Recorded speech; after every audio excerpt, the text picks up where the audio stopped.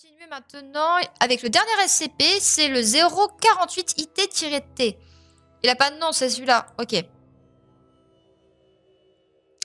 Alors c'était un sur qui a été reclassé en Euclide. Déjà, on a le site Pluton ici. Donc déjà, c'est déjà un peu plus italien. Déjà un peu plus italien. Alors, description. Le SCP 048-IT est une boîte en bois de 20 mètres sur 20 mètres sur 30... Non, sur 20 sur 20 de 30 cm. Dépourvu de couvercle et actuellement vide. Ok. Le bois utilisé pour cette construction est inconnu. Ça commence bien. Il présente cependant une analogie au niveau moléculaire avec le bois de chêne. Ok. Mais la disposition de ces atomes sont trop régulières. Plus que tout autre type de bois sur la planète. Chaque côté de la boîte présente en son centre un anneau d'environ 3 cm de rayon et de couleur plus sombre que le bois qui l'entoure. Une série de 8 flèches équidistantes et de la même couleur entourent l'anneau. Ok. Les angles de la boîte sont renforcés avec on ne sait pas quoi. Peut-être un espèce de métal en fait. Je vois ça vraiment un peu comme les coffres moyenâgeux en fait. Ok.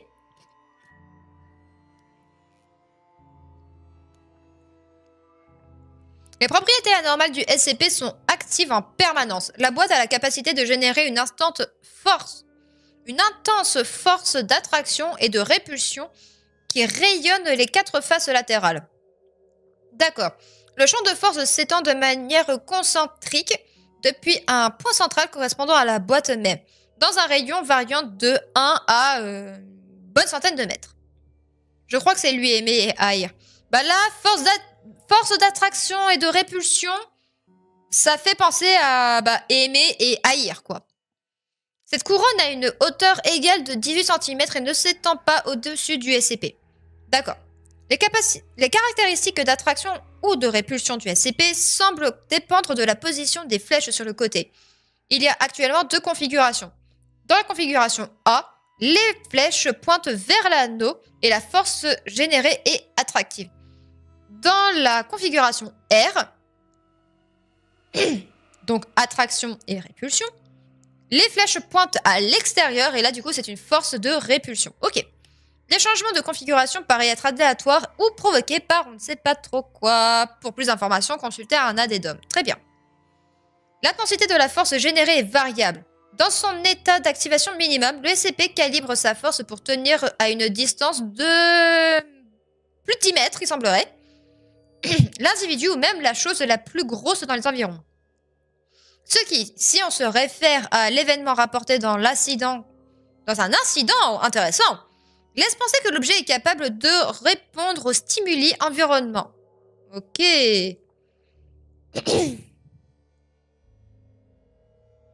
Oui, exactement.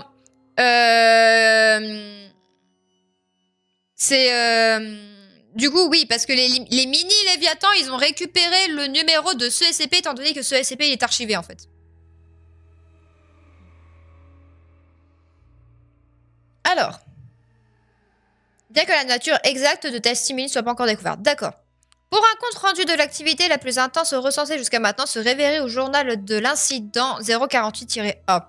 Les tentatives pour endommager la boîte provoquent une augmentation du rayon de l'intention et du rayon d'action du champ de force. Ok. La boîte passe alors dans la configuration R. La force d'attraction exercée a toujours une intensité de on ne sait pas combien. Les individus non soumis à la force d'attraction du SCP subissent une accélération telle qu'elle leur causera des échyboses. Oh la vache, c'est bon, ça va, je sais que je suis fatiguée, mais là... Des contusions ou des fractures lors de l'impact avec le SCP. Ce qui vérifie parfois avec des... on ne sait pas trop quoi. Ok.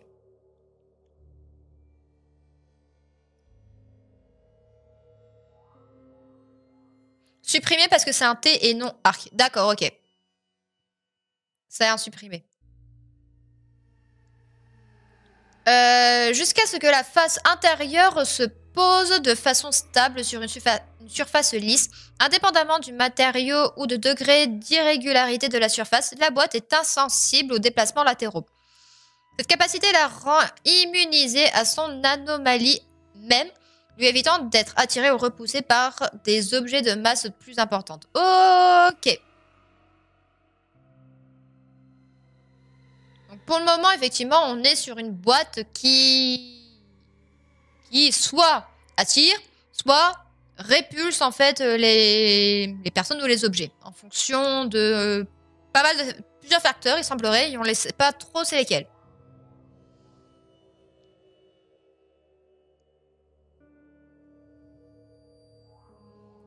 Procédure de confinement spéciale. Donc ça, c'est les anciennes. Le SCP est actuellement confiné dans une salle de 5 mètres sur 5 mètres sur 4 mètres, dont le plafond est pourvu d'une grue et dont les parois sont renforcées en titane, située sur le site Pluton.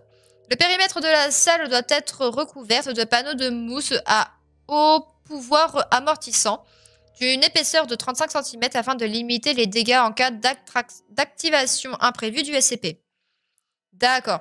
Suite à l'incident 048, l'objet est actuellement stocké à l'intérieur d'un chapiteau situé au centre d'une aire plante de 6 km² de distance.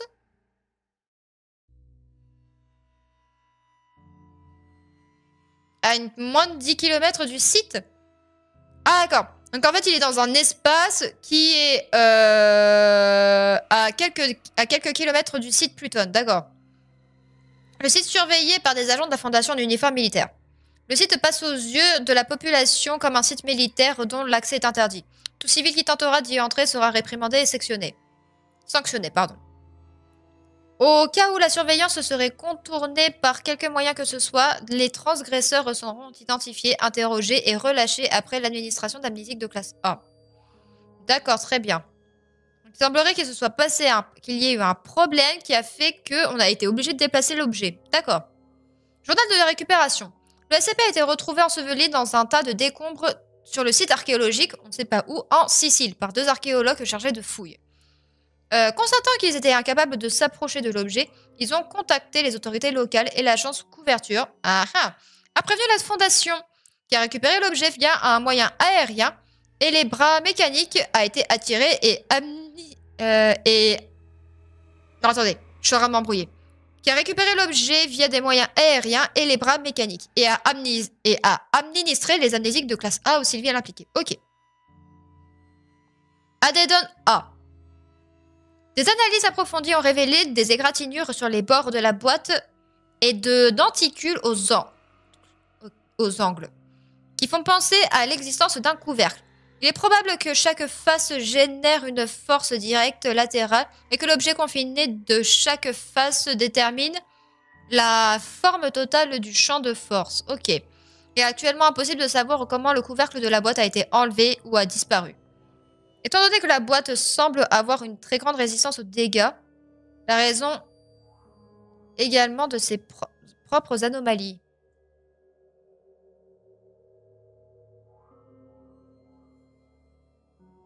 J'ai une théorie. Et on a le journal de l'incident, le fameux. Alors, qu'est-ce qui s'est passé? À une certaine date, un docteur s'est présenté au site Pluton pour une inspection. À son entrée dans la salle contenant l'anomalie, le SCP s'est soudainement activé. Les dessins sur les côtés ont commencé à briller d'une lumière rouge puissante. Le SCP, qui était alors dans la configuration A, est rapidement passé à la configuration R, élargissant son champ d'action à on ne sait pas combien. Et l'intensité de la répulsion à on ne sait pas combien. Les parois de la salle en béton armé ont explosé vers l'extérieur et l'intégralité du sol a été endommagée. Des pertes montées à une bonne dizaine chez les agents, les chercheurs et les membres du personnel. Le docteur, réveillé du coma, a révélé qu'on ne sait pas trop quoi. Il est possible que le SCP possède des capacités sensorielles qui lui permettent de prévenir du danger. La reclassification a été demandée et acceptée. Ok. Mais attends, mais... Ça veut dire que le docteur, il est arrivé avec des mauvaises intentions, parce que s'il est capable de prévenir du danger, enfin... Pourquoi? Il n'y a pas eu de danger, c'est lui qui a été le danger sur ce coup. C'est bizarre. Addendum B, approfondissement sur le site de récupération. Fais voir, là il y a des questions. Le lieu de découverte du SCP se présente comme un temple grec archaïque bien conservé. L'objet est situé dans une chambre souterraine partiellement effondrée, proche des vestiges de ce qui semblait être un piédestal sculpté en bas-relief. Les archéologues de la Fondation sont parvenus à reconstruire partiellement le piédestal. Ci-dessous sont rapportées les figures sculptées sur les 4 faces. Face 1, orientée au sud. 3 figures féminines dans une attitude de vénération sont visibles, ainsi qu'une 4e figure humanoïde, présentée en train de poser un objet non identifié dans une boîte dont le dessin semble correspondre au SCP. La figure humanoïde est bien plus grande que les 3 autres et présente des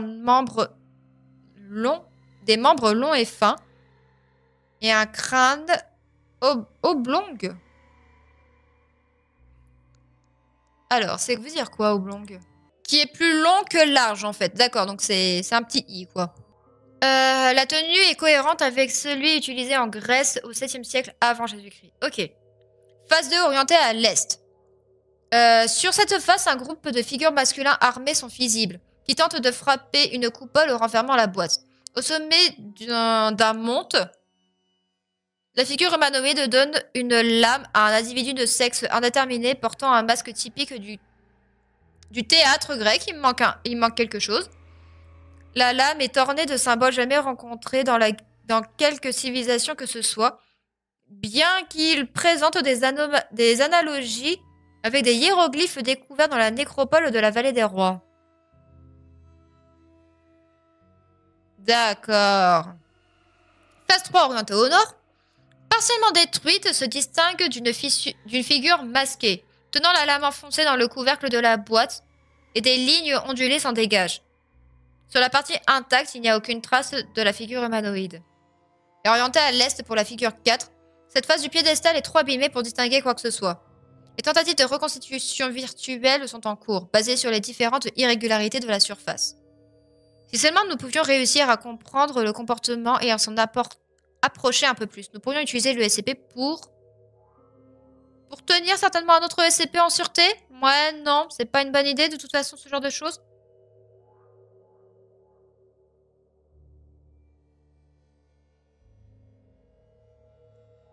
J'ai trop de questions. Il y a trop de questions en fait sur ce SCP. Il est très bien. Ce SCP, il est très bien quand même. C'est dommage qu'il... Après, le problème, c'est que je comprends s'ils veulent faire une certaine cohérence avec, dans la branche italienne, je comprends qu'ils aient retiré ce SCP. Mais par contre, il est quand même très très bien. Je vais juste regarder un truc. En fait, le truc, c'est que comme vous le savez, certainement, boîte, temple grec, on pense très rapidement à la boîte de Pandore. Le seul truc, en fait, tout le côté... La boîte n'a plus de couvercle, c'est intéressant par rapport au mythe de la boîte de Pandore. Et d'un autre côté, non. Parce que dans la boîte de Pandore, normalement, il y a encore les spores à l'intérieur. Si je mets coffre, par exemple. Parce que là, en fait, ça me fait plus penser à un coffre, en fait. En fait, il y a bien un mythe avec un coffre, en fait, dans la mythologie grecque. Ouais, bon, ça a pas trop de lien avec le SCP non plus, en fait. Le problème, en fait, c'est que pour moi, ça ne peut pas être la boîte de Pandore, parce que la boîte de Pandore, il y a encore les spores à l'intérieur. Donc, techniquement parlant, elle est encore fermée. Ça, c'est bizarre. Je suis en train de chercher plutôt avec coffre. Je trouve plus en fait le mythe de Persée avec le fait que lui et sa mère ont été jetés à la mer dans un coffre, mais c'est pas vraiment ça. Je trouvais un autre mythe, celui de Cypsélos, qui a été roi de Corinthe et qui a été ce qu'on appelle le bon tyran. Déjà, c'est bizarre. Ben, en soi, le truc, en fait, c'est que là, non, j'ai pas vraiment de truc par rapport à... Ouais, non. Donc moi, j'ai pas vraiment de rapport. Si jamais vous avez peut-être une explication, parce que là, je vois pas vraiment de rapport entre la mythologie grecque et le SCP. Parce que là, la première phase, donc on a 3 fans qui vénèrent quelqu'un qui est en train de placer quelque chose dans la boîte. D'accord.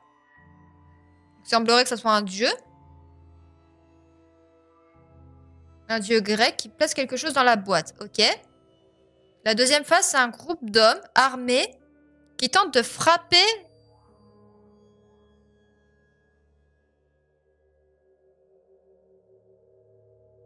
une coupole renfermant la boîte. D'accord. Et on trouve une figure humanoïde avec une arme. On ne sait pas si c'est un homme ou une femme.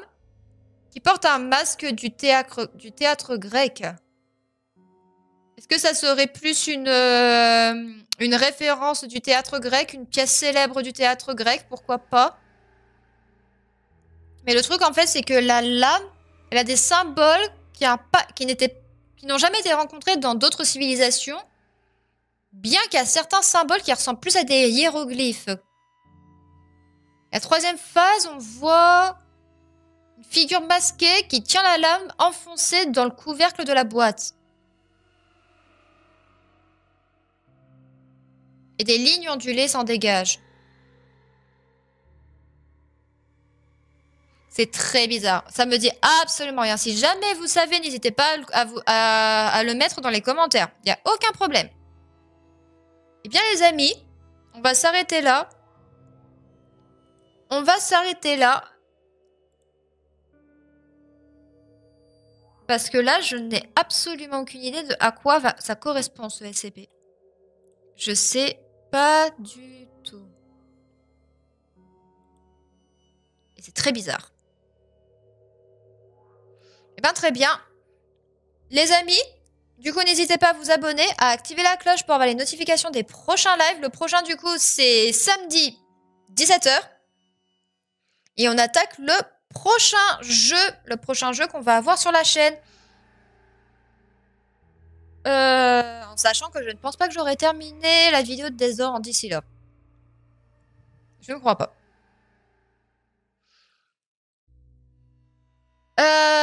Les amis, je vous souhaite une bonne soirée, une bonne fin de semaine. Bon appétit si jamais vous n'avez pas mangé encore. Une bonne nuit. Et surtout, faites de beaux rêves.